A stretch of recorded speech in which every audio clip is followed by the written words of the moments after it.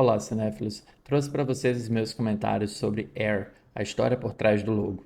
Novo filme dirigido por Ben Affleck, estrelado também pelo ator e seu melhor amigo Matt Damon, Jason Bateman da série Ozark, Viola Davis e um grande elenco.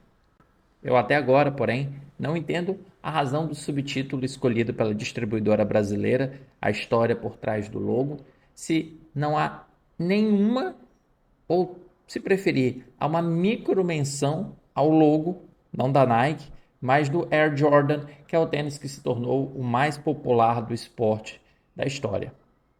E por falar no tênis, o filme conta justamente sobre a história de como este tênis surgiu. É que a Nike, na década de 80, amargava apenas o terceiro lugar da preferência dentro das pessoas que usavam tênis de basquete. A Adidas era o primeiro lugar e um dos motivos por que a Nike não conseguia emplacar era porque não tinha nenhuma expertise no esporte, tinha apenas expertise em fazer tênis para corrida. Então, Sonny Vaccaro, que era um olheiro auxiliado com seu departamento de marketing, desenvolve uma abordagem bastante ousada e ambiciosa para tentar assinar um contrato com Michael Jordan, que ainda não havia estrelado na NBA, mas era uma das grandes promessas do esporte e muito devido a Sony conseguir enxergar isso a longo prazo. Mas enquanto eu assistia a Air, eu tinha sentimentos conflituosos. É inegável que o filme é informativo, até um tanto quanto didático, cômico e envolvente para que o espectador penetre naquela história ambientada nos anos 80, naquele universo dos anos 80 e se envolva com uma história de bastidores que poderia ser muito chata, que poderia ser muito morosa, mas não. Ganha contornos emocionantes, ganha contornos pessoais, graças à entrega de seus atores e graças também à boa direção do Ben Affleck em saber extrair o melhor de cada um de seus atores.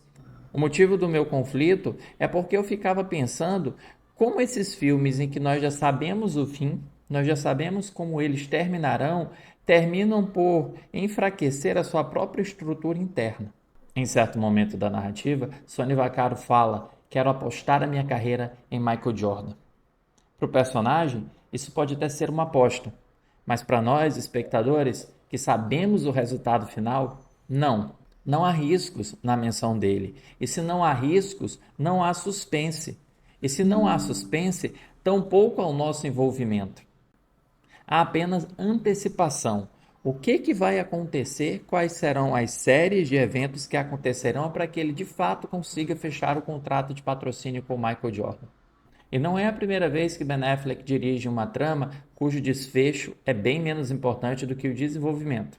Ele já dirigiu Argo, que venceu o Oscar de melhor filme, e lá a encenação era tensa e ansiosa, mantinha a nossa adrenalina à flor da pele. Aqui, nem tanto. É verdade que estamos falando de histórias de bastidores, estamos falando de histórias do mundo corporativo que não têm o mesmo envolvimento emocional do que, por exemplo, o resgate de reféns em um Irã que se torna anti-americano da noite para o dia. Só que aqui o roteiro tem muita consciência desse seu papel de ficar pensando em todo momento no final e traz até uma metáfora que pode funcionar ou pode parecer meia boca, dependendo de como você, espectador, receba.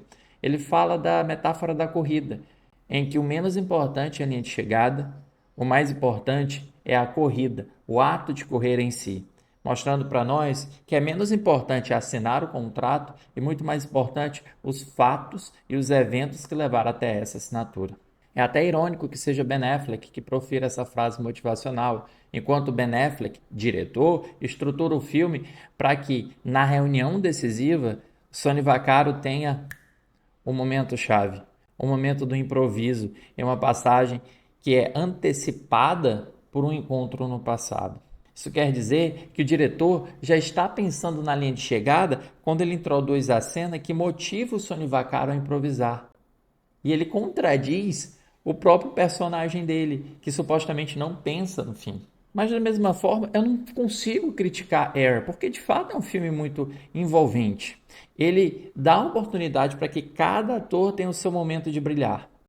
Chris Tucker faz uma piada genial porque as pessoas negras não usam tênis de corrida.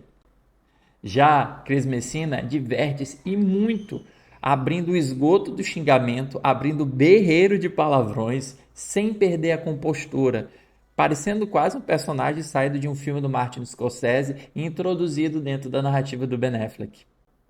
Já Jason Bateman tem um momento emocionante em certo instante, quando ele recorda da relação familiar dele e que justifica a participação do ator no filme, já que ele não tem muita coisa assim para fazer.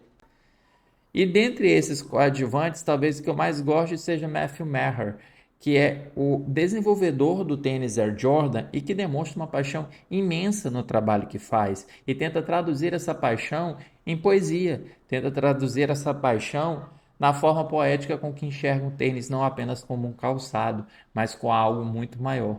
Temos também Matt Damon, cujo charme de homem médio, barrigudo e de meia idade facilita a empatia do espectador com o discurso a respeito de imortalidade, esquecimento, grandiosidade e o empenho que ele faz para poder contratar Michael Jordan para esse seu projeto.